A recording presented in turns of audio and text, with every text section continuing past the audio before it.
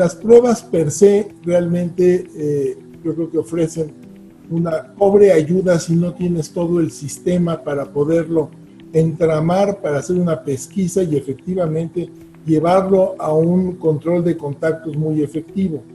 Si no, no tiene mucho sentido hacer las pruebas. Y yo creo que en el país no tenemos ese ejército de personas que tendrían que, con una educación suficiente, armar el entramado y el seguimiento y todo esto. Yo no lo veo factible para el país. Hoy lo veo quizás con mayor posibilidad para algunos estados. Para esos primeros meses ciertamente lo veo muy difícil. Y hace referencia a la red de laboratorios del INDRE, en donde efectivamente fueron un buen intento en la gestión de Córdoba Villalobos, pero esto se desmanteló posteriormente. Los laboratorios malamente tenían presupuesto suficiente para operar y ciertamente no la capacidad para manejar el número de pruebas por PCR que se requerían en esos momentos, o que la gente supone o que implicas que pudiéramos haber teniendo esta red. Yo siento que no lo teníamos, pero me gustaría oír los comentarios de Lulú y de Rogelio. En cuanto a las pruebas, yo creo que hay que pensar en la curva de la epidemia. ¿Cuándo es que sirve la práctica de contención? Pues sirve o cuando es temprano, que todavía no hay tantos casos, y sirve cuando van disminuyendo los casos.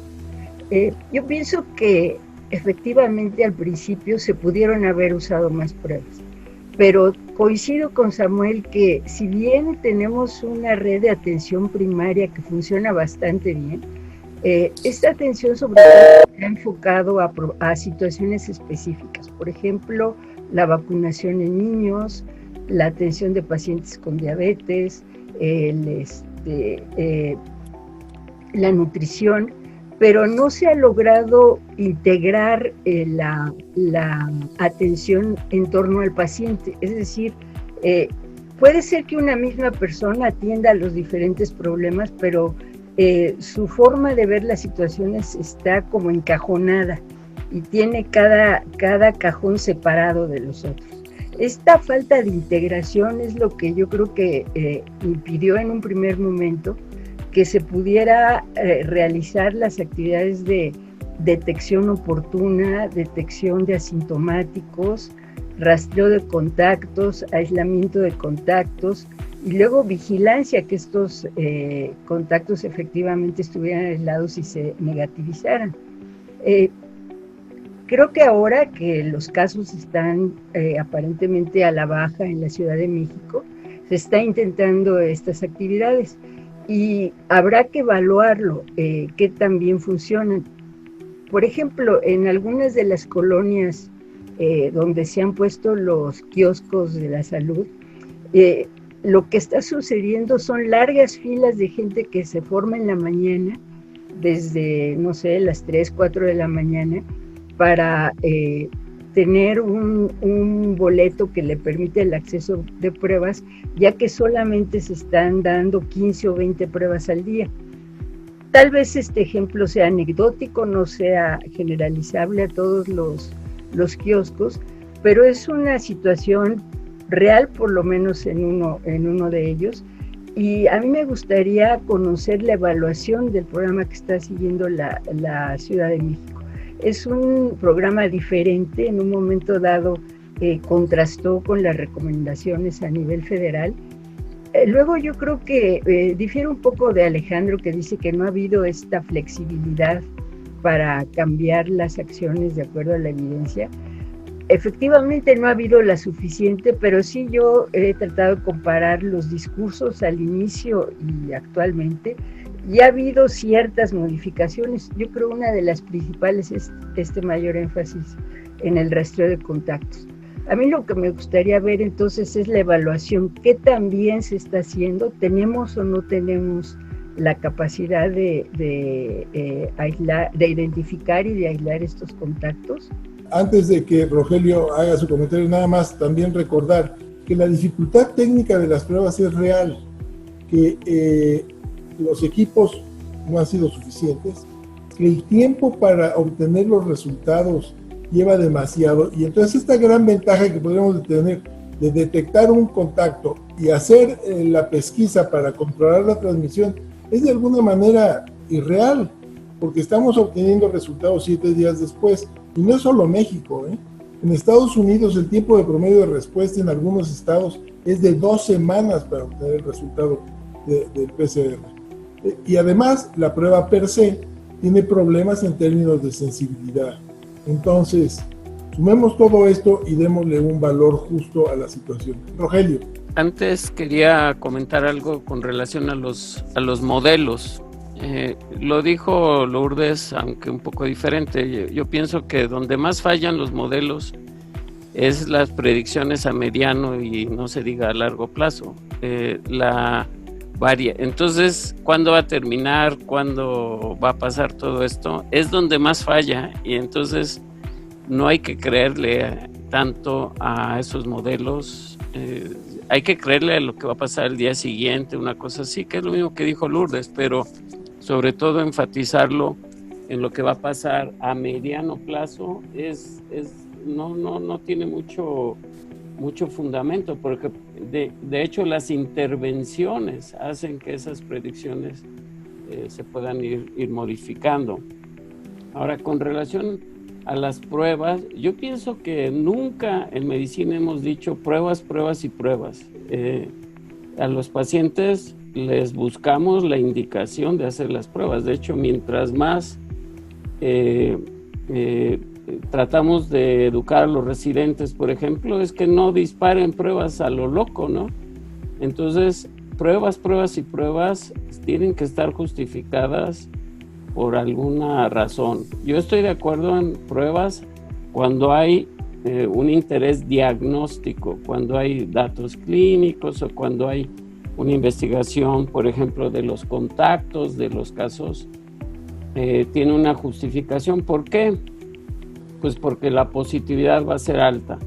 Mientras más nos vamos alejando en asintomáticos o simplemente para hacerle pruebas a alguien que se le ocurre que quiere pruebas sin ninguna justificación, pues la positividad va a ir bajando, sobre todo cuando nos salimos del punto álgido de la pandemia. Entonces, mientras más nos alejamos del punto álgido de la pandemia y de los indicadores posibles, ya sea por contacto o por síntomas, el costo-efectividad de hacer pruebas se va reduciendo casi a cero, casi no van a salir positivas. Y cuando hay una limitación de recursos, que en todo el mundo hay, pues se tienen que orientar hacia donde dan más resultados. Entonces no hay que perder el comparativo con los recursos disponibles en un momento. Yo entiendo que en un principio sí nos hubiera gustado tener más disponibilidad de pruebas. ¿Por qué? Pues porque estaban llegando y había que identificar los contactos, pero llega un momento donde nos tenemos que apegar mucho más a las indicaciones tradicionales de las pruebas, que la probabilidad preprueba tiene que ver mucho con la utilidad de la prueba. Entonces, bueno, esa es la consideración del costo-efectividad de hacer pruebas y no nada más hacerlas al que quiera y se vaya presentando, ¿no? Tiene que haber una indicación, ya sea para detectar o para hacer una vigilancia epidemiológica en cierta zona, pero tiene que haber una justificación mayor que el deseo de alguien de hacerse una prueba sin otra justificación. Yo concuerdo con Alejandro con lo de las mascarillas. Creo que eso es una utilidad que no podemos despreciar. Va a ser muy difícil que encontremos evidencia científica como la que pedimos habitualmente para una droga o para una intervención médica. Yo no creo que vaya a aparecer, ¿no? Un estudio doble ciego o epidemiológico o de intervención. Yo pienso que eso no va a existir y que tenemos que basarnos con evidencias un poco indirectas y creo que se está se ha minimizado o se ha bajado la relevancia de las mascarillas. Creo que en ese sentido sí debía ser mucho más claro el mensaje y más consistente con la utilización de las mascarillas. Bien, antes de entrar de lleno a la discusión de los cubrebocas o las máscaras, sí conviene destacar que seguramente en el escenario de las pruebas, hoy tenemos ya mucha más experiencia, tenemos una mayor diversidad de pruebas y vamos a tener para principios del próximo año pruebas de antígenos rápidas que van a tener una sensibilidad suficiente, diría yo, posiblemente, lo tenemos que ir conociendo. Y tendremos ya también estudios de prevalencia y yo creo que el escenario va a ser diferente. Por lo que toca a los modelos, sí, efectivamente, lo que han dicho es, creo yo, muy razonable. Vale la pena destacar la comparación de los modelos para predecir una epidemia con lo que hacen los expertos para calcular qué es lo que va a pasar con el clima. Pues sí, bien, mañana podemos predecir con alguna exactitud si va a llover o no, y quién sabe si llueva. Y cuando esto va para un poco más allá de 1 a 2 semanas, se va complicando y es realmente muy difícil saber qué es lo que va a ocurrir. Sin embargo, creo que los modelos han participado de manera fundamental para poder ir armando la construcción de la respuesta a la epidemia en el mundo, en diferentes regiones. En México ciertamente creo que han sido útiles. Estoy absolutamente de acuerdo que las pruebas de diagnóstico en un momento determinado ya no tienen ningún sentido. Aquí y ahora, si alguien me llega al consultorio con fiebre y tos, pues digo, esto es COVID, no necesito una prueba para eso, ¿verdad? Pero señaló Lulú, creo muy claramente, al principio y al final, sí, las pruebas son de una gran utilidad. Y yo creo que no podemos decir que las pruebas no funcionan como si no existiera, yo he insistido, Corea del Sur, Vietnam, China, lugares donde lo hicieron bien también. Ahora, tampoco es una excusa decir es que somos tan diferentes que no podemos llevar al país a una cosa distinta. Es que algunas cosas tendremos que cambiar, ¿verdad? Yo creo que sí se puede cambiar sustancialmente algunas cosas. Creo que en el futuro, una cosa que estamos, al menos creo de acuerdo, es que en un principio las pruebas pueden haber servido mucho, luego ya no sirven tanto, pero luego vuelven a servir. Bueno, pues vamos a estar de acuerdo que nos van a volver a servir y que tenemos que modificar eso porque nos van a servir. Yo no tengo ninguna duda de eso. Las pruebas van a volver a servir y mucho. Y retomaría lo que dices ahorita, Samuel, de la prueba de detección de antígenos, que creo que hacia allá van a ir las cosas, porque va a haber una prueba mucho más económica que se pueda determinar o entregar en unas horas el resultado, aunque no tenga una sensibilidad como la PCR. Sin embargo, si es una prueba que se puede hacer con más frecuencia y mucho más económica, va a tener mucho más utilidad, inclusive ante prevalencias muy bajas, ¿verdad? Porque lo vas a poder hacer con mucha frecuencia. Yo sí veo que probablemente hacia el año que entra, hacia finales de este año y principios del año que entra, estaremos básicamente haciendo muchas pruebas de antígenos, porque absolutamente de acuerdo. Una prueba de PCR, por ejemplo, que se entrega después de 48 horas ya no sirve para nada, ni para el paciente, ni para andar buscando casos, ni para andar aislando absolutamente a nadie. Yo también he visto eso y estoy absolutamente de acuerdo, que hacen pruebas que entregan a la semana o a las 2 semanas, es un gasto completamente inútil, de acuerdo. Necesitamos la prueba que tenga influenza también, porque claro, en el invierno se viene la dificultad, esa sí es una dificultad clínica, diferenciar COVID de influenza, y en algunas circunstancias inclusive de dengue puede haber problemas. Entonces, sí no la pura prueba de COVID, necesitamos armarnos de pruebas que nos permitan distinguir de lo que se está presentando en el momento, y a corto plazo tenemos la de influenza versus COVID. Yo diría no solo influenza, hay múltiples agentes respiratorios que dependiendo del grupo de edad, si son niños, jóvenes o adultos mayores, habrá que estudiar. Un ejemplo es tuberculosis.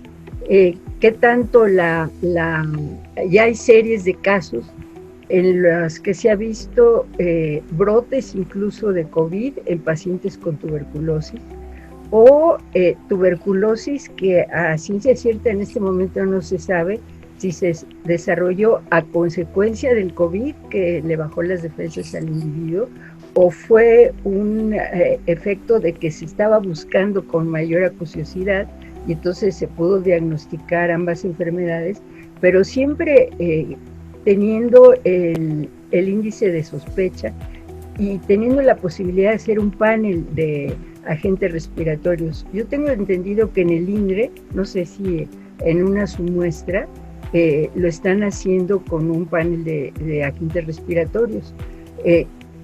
Yo creo que hay que reconocer la transparencia que se ha tenido con los datos, pero por ejemplo este asunto de la influenza, ¿cuándo vamos a empezar a ver influenza? Pues ya en unos pocos meses, y habrá que ver qué tipo de influenza es, si la vacuna, qué tan eficaz va a presentarse, pero si no sabemos como salubristas o como clínicos cuál es la frecuencia de estos otros padecimientos, pues realmente estamos con las manos atadas. Máxime que para el COVID en este momento no hay tratamiento, y para otros padecimientos como influenza, tuberculosis, etcétera, neumococo, sí los habría.